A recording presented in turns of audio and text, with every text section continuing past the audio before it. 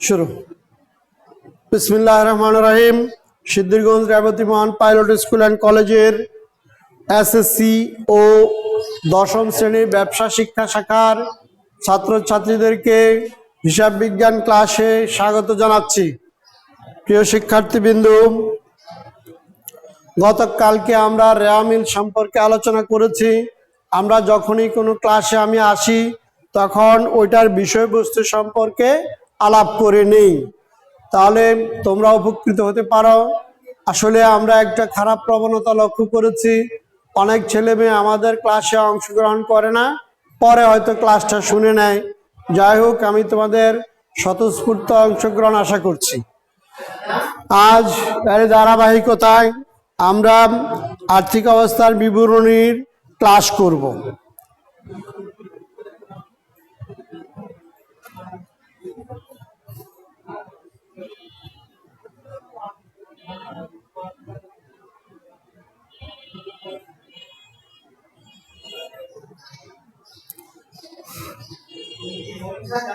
আজকে আমরা আর্থিক অবস্থার বিবরণীর 2019 সালের সিলেট বোর্ডের অঙ্কটা করব। 2019 সাল সিলেট বোর্ড 2019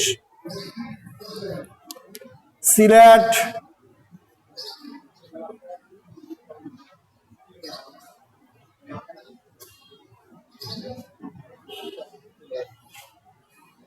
সিলেট 2019। যারা বই নিয়ে বসছো, যাদের সামনে বই আছে, তোমরা আশা করি অঙ্কটা তোমাদের সংগ্রহে আছে এবং তোমরা অঙ্কটা করবে। যাই হোক, এবার প্রথমে আসতেছে যে রেওয়া মিলটা দেওয়া আছে। অঙ্কটা ও খুব যে কঠিন তাও না, আবার একবারে সহজও না।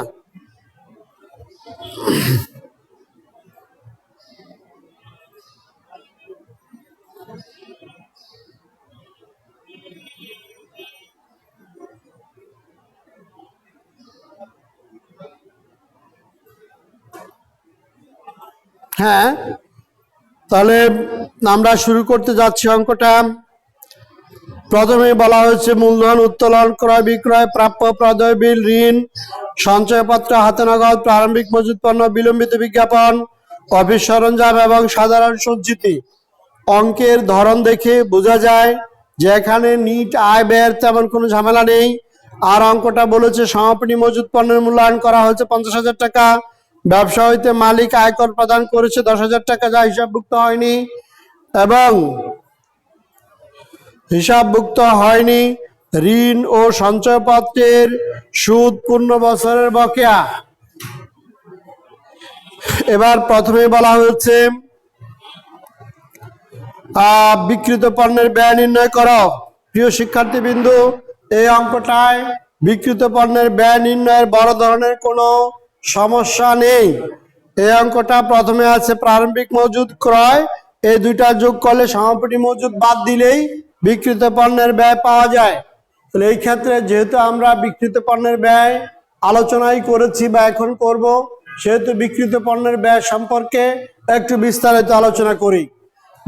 বিক্রিত পণ্যের ব্যয় বাইর করার মূল নিয়ম হলো প্রারম্ভিক মজুদের সাথে নিট ক্রয় যোগ করতে হবে। নিট ক্রয়, নিট ক্রয় বলতে বোঝায় ক্রয়ের সাথে অলিখিত ক্রয় যোগ এবং যদি ফেরত থাকে বাদ যায়, পণ্য উত্তোলন থাকলে বাদ যায়, পণ্য বিতরণ থাকলে বাদ যায়, মুনাফাবিহীন বিক্রয় থাকলে বাদ যায়। অর্থাৎ যেই পদ্ধতিতে নিট বিক্রয় নির্ণয় করা, ক্রয় বিক্রয় নির্ণয় করা হয়, ওই একই পদ্ধতিতে নিট ক্রয় বা বিক্রয় বের করতে হবে।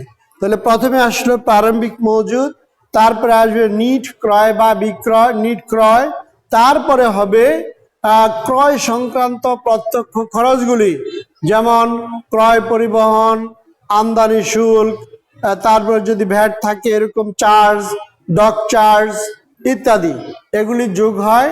মাল আনয়ন খরচ, মজুরি, মজুরি হবে নিট, প্রত্যেকটা দফাই হবে নিট, প্রত্যেকটা দফাই হবে নিট। যেমন ক্রয় পরিবহনের সাথে বকেয়া থাকতে পারে, অগ্রিম থাকতে পারে, মজুরির সাথে বকেয়া অগ্রিম থাকতে পারে। যে কোনো দফার সাথে বকেয়া অগ্রিম থাকলে এটা সমন্বয়ের পরে নিট ক্রয় বা বিক্রয় বের হবে। তাহলে এইভাবে প্রারম্ভিক মজুদ যোগ নিট ক্রয় যোগ ক্রয় সংক্রান্ত প্রত্যক্ষ খরচসমূহ যোগ করার পরে যে ফিগার আসবে ওই ফিগার থেকে সমাপনী মজুদের মূল্য বাদ দিলে বিক্রিত পণ্যের ব্যয় পাওয়া যাবে। বিক্রিত পণ্যের ব্যয় আধুনিক যুগে একটা অতি গুরুত্বপূর্ণ বিষয়। বিক্রিত পণ্যের ব্যয় নির্ণয় বাদ দিয়ে আর্থিক বিবরণী করা যায় না। সুতরাং বিক্রিত পণ্যের ব্যয়টা কিভাবে নির্ণয় করতে হবে সেটা তোমরা ভালো করে আয়ত্ত করবে। তোমাদের পাঠ্য বইয়ে আর্থিক বিবরণীতে সুন্দর করে বিক্রিত পণ্যের ব্যয় নির্ণয় করার তালিকা দেওয়া আছে, সারণী দেওয়া আছে। সুতরাং সেখান থেকে ভালো করে শিখে নিবা। তাহলে আমরা এই অঙ্কটা সমাধানে আসতেছি। প্রথমে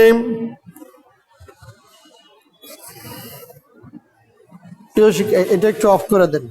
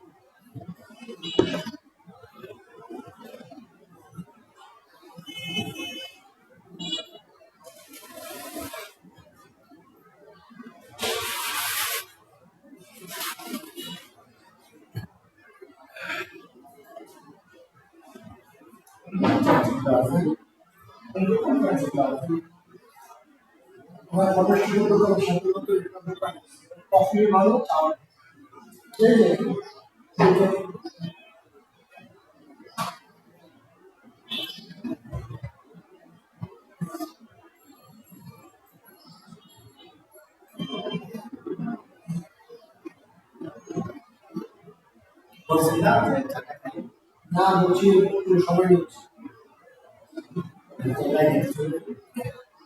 কথা শোনা যায় সাইডে কি লাগাই না? হ্যাঁ বলছি তো।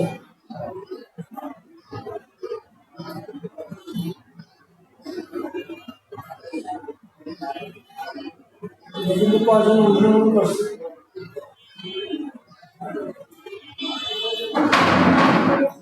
4 জন।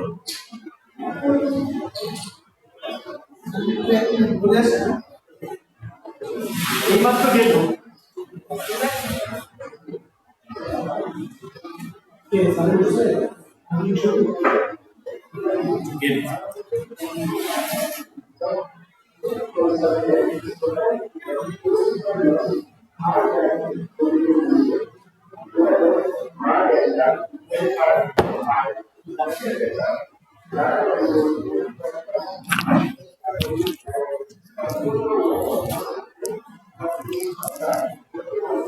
প্রিয় শিক্ষার্থীবৃন্দ, সাময়িক সমস্যার জন্য দুঃখ প্রকাশ করছি।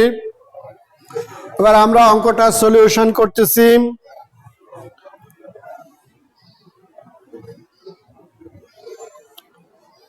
প্রথমে বিক্রিত পণ্যের ব্যয় নির্ণয়।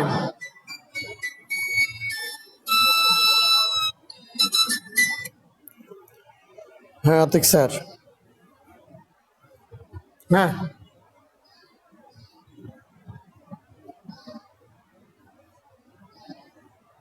হ্যাঁ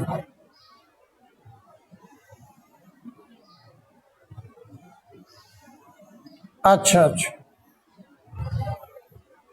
আচ্ছা আচ্ছা আচ্ছা আচ্ছা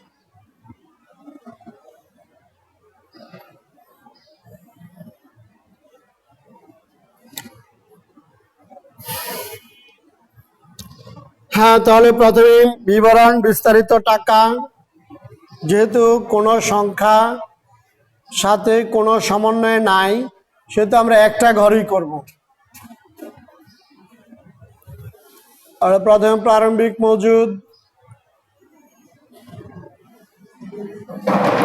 প্রারম্ভিক মজুদ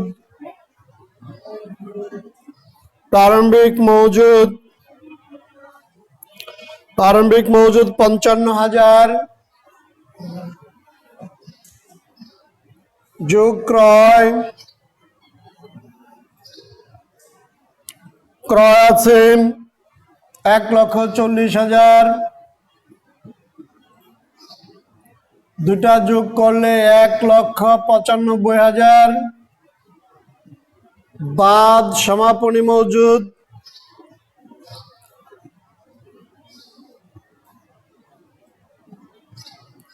সমাপনী মজুদ 50,000,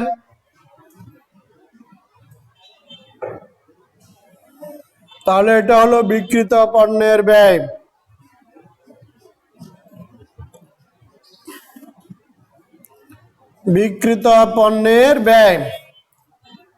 বিক্রিত পণ্যের ব্যয় হলো 1,45,000।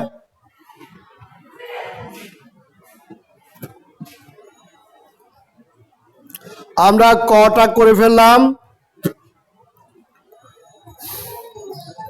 তার পরবর্তীতে চেয়েছে শান্তা এন্টারপ্রাইজের আর্থিক বিবরণীতে মোট সম্পত্তির পরিমাণ প্রদর্শন করো। আর্থিক বিবরণীতে মোট সম্পত্তির পরিমাণ, তো যখনই এইভাবে ভেঙে ভেঙে চাইবে তখন তোমরা অবশ্যই এটাকে অ্যাকর্ডিং টু বোর্ড স্টাইল সেটা তোমরা দিবা, যাতে সব তথ্যগুলি এখানে পায়, তোমাদের কোনো নাম্বার কাটার সুযোগ না পায়। রাশি আমরা এটা মুছে ফেলতে হবে, জায়গা কম। হিসাব বিজ্ঞান ক্লাসের একটা সমস্যা, আমাদের প্রচুর জায়গার প্রয়োজন হয়।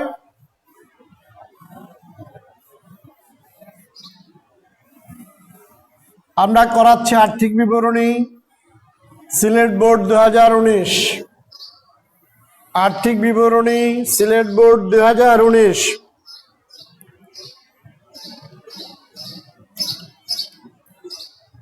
এবার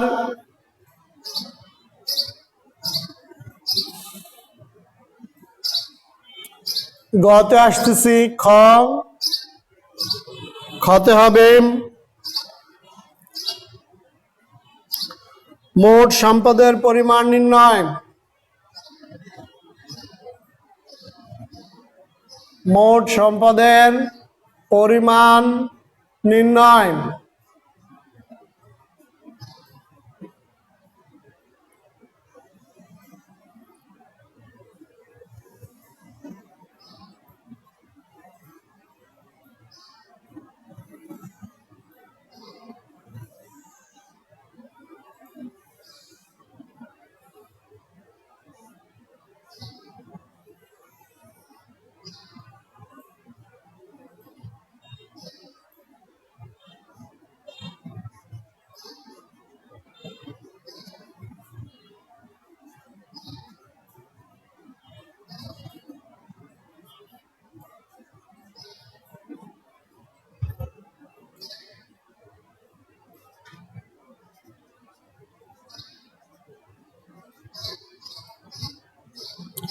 স্থায়ী সম্পদ।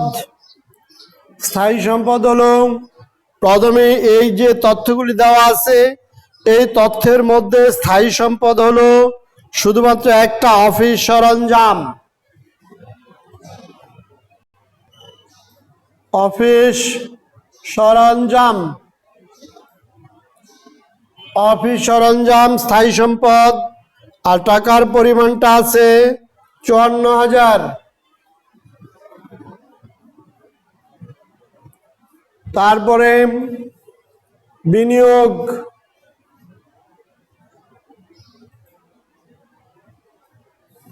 বিনিয়োগ এখানে একটা পার্সেন্টেজ ওয়ালা বিনিয়োগ আছে। কথাটা বিনিয়োগ না, কথাটা এখানে লেখা আছে সঞ্চয়পত্র।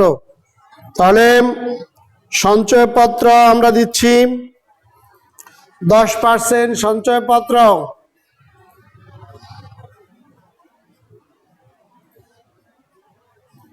এটাও বিনিয়োগ বুঝায়, সরাসরি আমরা দিয়ে দিলাম সঞ্চয়পত্র 1,62,000।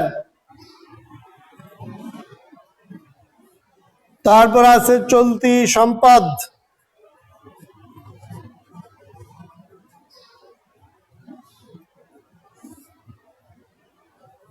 চলতি সম্পদ, চলতি সম্পদ প্রথমে আসছে সঞ্চয়পত্রের সঞ্চয় পত্রের বকেয়া সুদ। সঞ্চয়পত্রের বকেয়া সুদ 10%। সঞ্চয়পত্র 1,62,000 হলে বকেয়া সুদ হবে 16,200।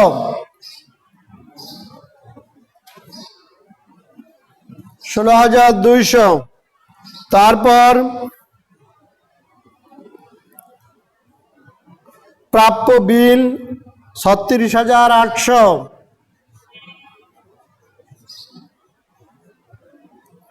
প্রাপ্য বিল 36,800। হাতে নগদ 25,000।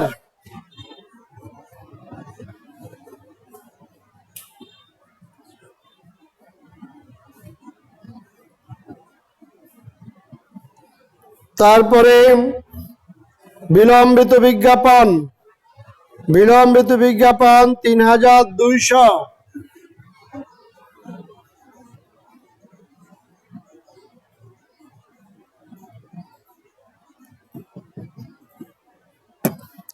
বিলম্বিত বিজ্ঞাপন 3,200।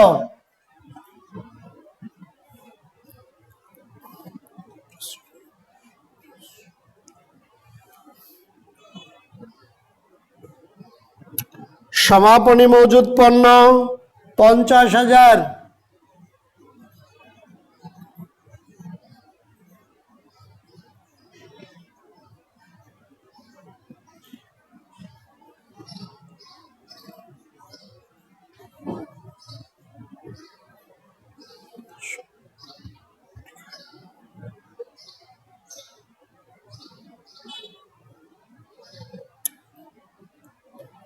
কাজ করা যায়, আমরা এই দফাগুলি এখানে লিখি। 1,16,200, তারপরে 36,800, তারপরে 25,000, তারপরে 3,200, তারপরে হলো 50,000।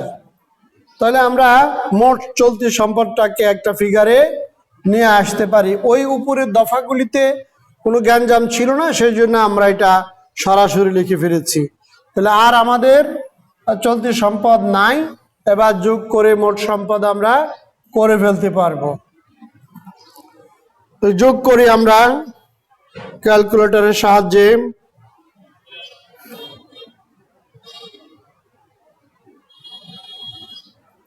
হ্যাঁ, যোগ করে নিচ্ছি।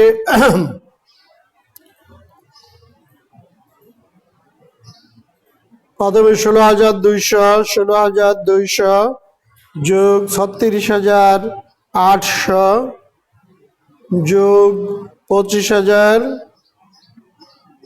যোগ 3,200 যোগ 50,000, 1,31,200। 1,31,200। সবটা যোগ করি। যোগ 1,62,000,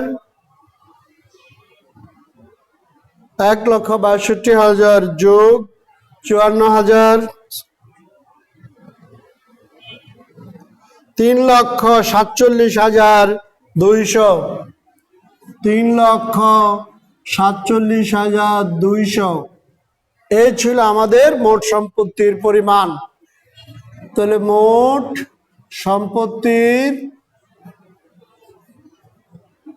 সম্পত্তির পরিমাণ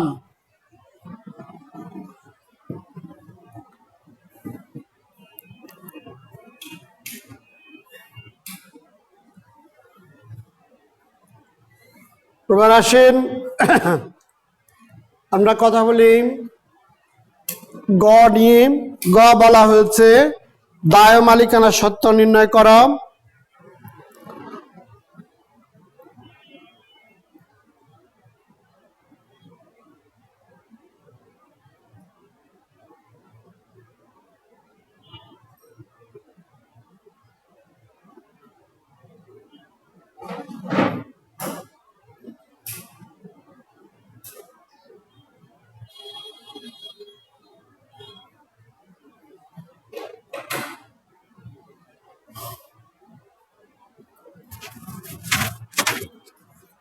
দায় মালিকানা সত্য নির্ণয় করার জন্য আমাদের পুরো যে চার্টটা দেওয়া আছে ওই চার্টের অনুকরণে আমরা অঙ্ক করব। ঘরটা ঠিকই রাখবো, ঘরটা মুছে আমরা প্রিপারেশন নিচ্ছি। তাহলে গ প্রশ্নে বলা হয়েছে নিট মুনাফা 1,48,200 টাকা ধরে সমাপনী মালিকানা সত্ত্ব মোট দায় নির্ণয় করো। তাহলে সমাপনী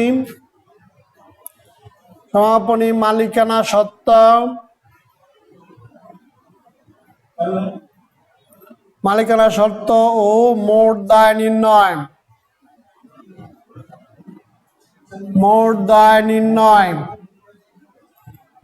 সমাপনী মালিকানা সত্ত্ব মোট দায় নির্ণয়। আমরা এই ডায়াগ্রামটাই করে ফেলবো, আর ঘর আঁকবো না, শুধু এগুলি মুছে দেব।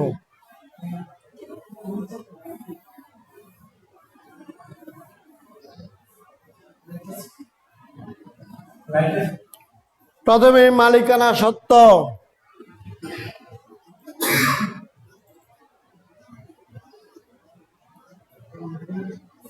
মালিকানা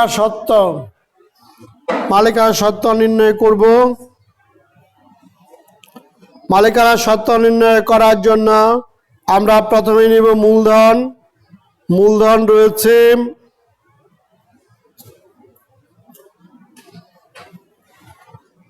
মূলধন 1,50,000।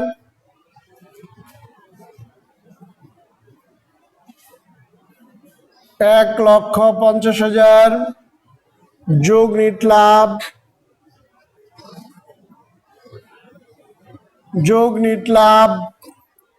নিট লাভ রয়েছে 1,48,200।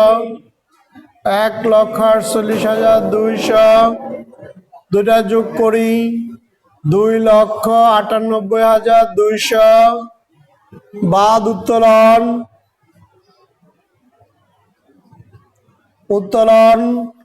উত্তোলন আছে দুইটা, নগদ। উত্তোলনের কোলন্ডাস দেই। নগদ আছে 60,000। আর কি প্রদান করেছে? আয়কর প্রদান। তাহলে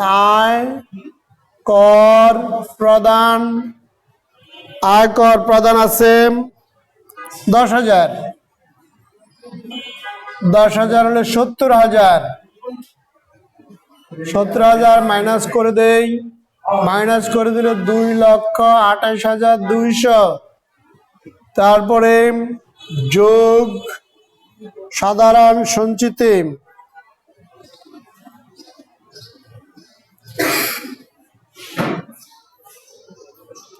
সাধারণ সঞ্চিতি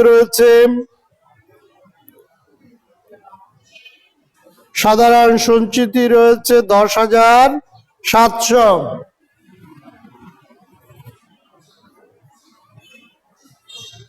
এইবার আমরা এটা যোগ করে দিয়ে দেয় 2,38,900। 2,38,900।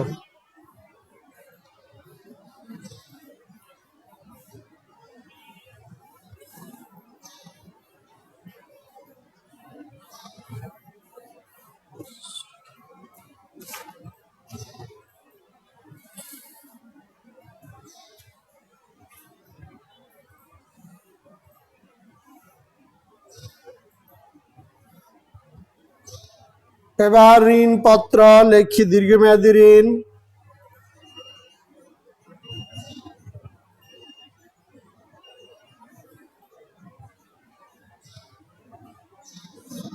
দীর্ঘমেয়াদী ঋণের মধ্যে 6% ঋণ আছে। 6% ঋণ।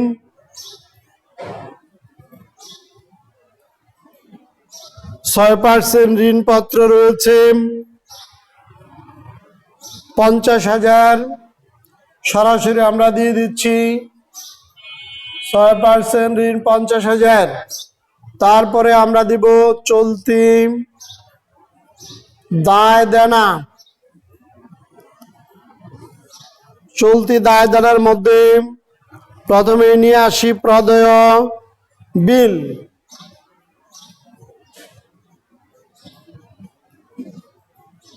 চলতি দায়গুলি একসাথে জড়ো করব।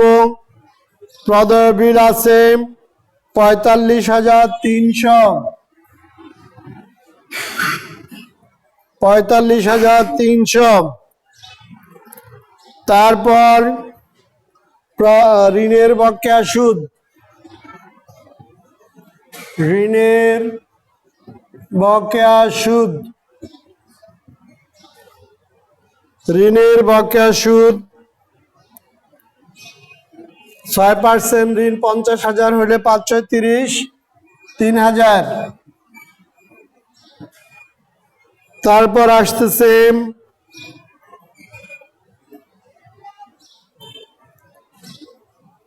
এই তো আর তো কিছু দেখি না, এখন যোগ করলে আমাদের তথ্যগুলি চলে আসবে। হ্যাঁ, মোট দায় মালিকানা সত্ত্ব আমরা পেয়ে যাব।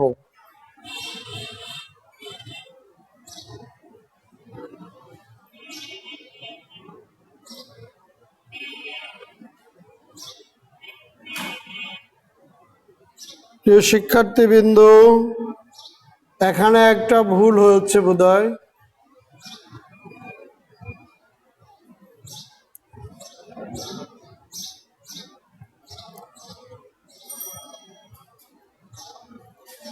হ্যাঁ, একবারে যোগ করে দিয়েছি, এটা ঠিক আছে। তাহলে এবার যোগ,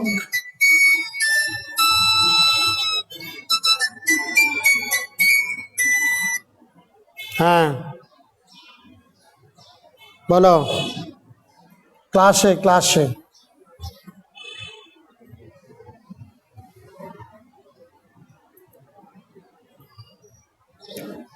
তাহলে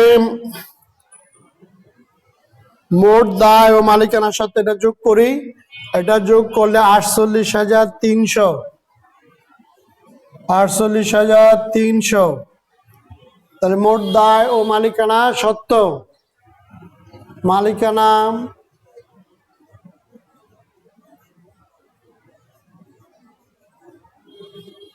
মালিকানা সত্ত্ব ও মোট দায়, মালিকানা সত্ত্ব মোট দায় টাকার পরিমাণটা আমরা যোগ করে নিচ্ছি ক্যালকুলেটরে।